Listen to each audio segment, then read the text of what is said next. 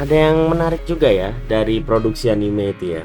Ternyata ada kota yang mensponsori sebuah anime gitu kan, dan sebagai gantinya pihak sponsor ini mendapatkan promosi lewat anime itu sendiri. Dan hal itu terjadi di anime nanti gue balas chatnya dia nanti gue balas chatnya jadi nanti gue balas chatnya. Jadi anime itu adalah di anime Jashin-chan Dropkick, kalau nggak salah ini kayaknya yang bahas season 3 yang kalau bahas Kota Furano. Jadi sebuah postingan di-share oleh Kosaki Miku. Itu adalah beberapa poin yang harus dibahas adalah pihak Jashin-chan sama Kota Furano buat kesepakatan. Gue kurang lupa Furano tuh di bagian mananya di Jepang. Akhirnya anime Jashin-chan ngepromosin Kota Furano. Tapi pihak Kota Furano nolak bayar ke pihak Jashin-chan dengan alasan ngerusak reputasi kotanya karena ada joke Medusa yang mau jual organnya, tempat jualnya nggak disebut. Padahal dana yang terkumpul mau dipakai untuk ngeproduksi season selanjutnya. Oke. Begitu pertanyaannya adalah ini yang salah siapa gitu kan? Ya sebenarnya ini masalah kontrak aja sih ya. Jadi di kontrak itu kan kita bisa lihat ya kan. Kalau yang penting kita terima kerja sama kita kalau kita mempromosikan kotanya gitu kan. Lalu cerita tetap pada yang ada gitu kan. Gue juga nggak tahu sih sebenarnya nanti Jashin-chan ini kan kalau kita perhatikan kan anime komedi supernatural yang isinya ya rada-rada komedi ekstrim gitu ya. Jadi kalau misalnya ada penjualan organ-organ itu kan sebenarnya kerana komedi aja gitu kan.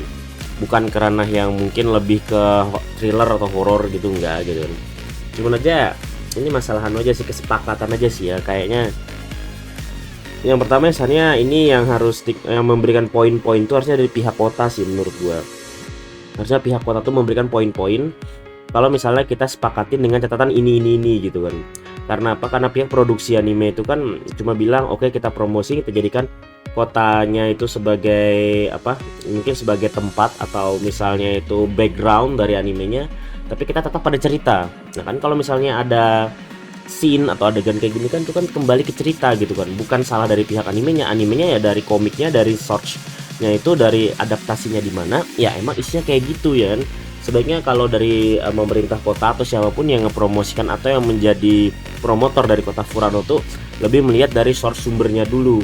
Ada adegan gini nih, harusnya mereka udah tahu karena itu yang kan dianimasikan oleh pihak studio gitu kan, karena pihak studio kan pasti mengambil animenya itu kan langsung dari source adaptation ya, manga maupun light novel itu kan.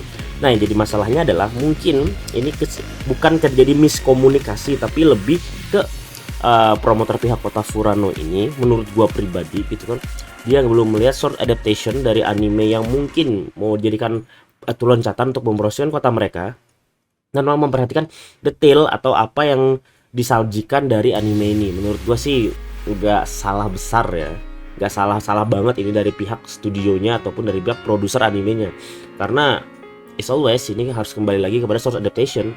Oke lah, kita jadikan backgroundnya kota kalian, tapi kita tetap ceritanya atau adegan-adegan yang ngikutin dari apa yang telah ada gitu kan, ya kan kayak gitu faktanya gitu kan. Oke lah ya, jadi menurut gua ini hal yang harus diomongin secara langsung lagi ya kan.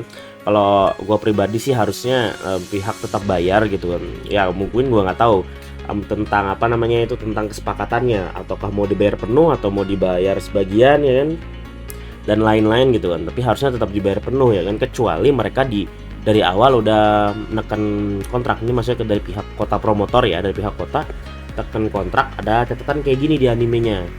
Kalau misalnya ada adegan kayak gini kita nggak jadi, adegan kayak gini kita nggak jadi, itu harusnya pihak mereka sih, bukan pihak dari animenya yang harus ngasih tahu kita ada adegan gini loh. Kalau kayak gitu mah harusnya apa namanya, kalau kayak gitu mah pasti bakal capek banget dari pihak produser animenya gitu kan.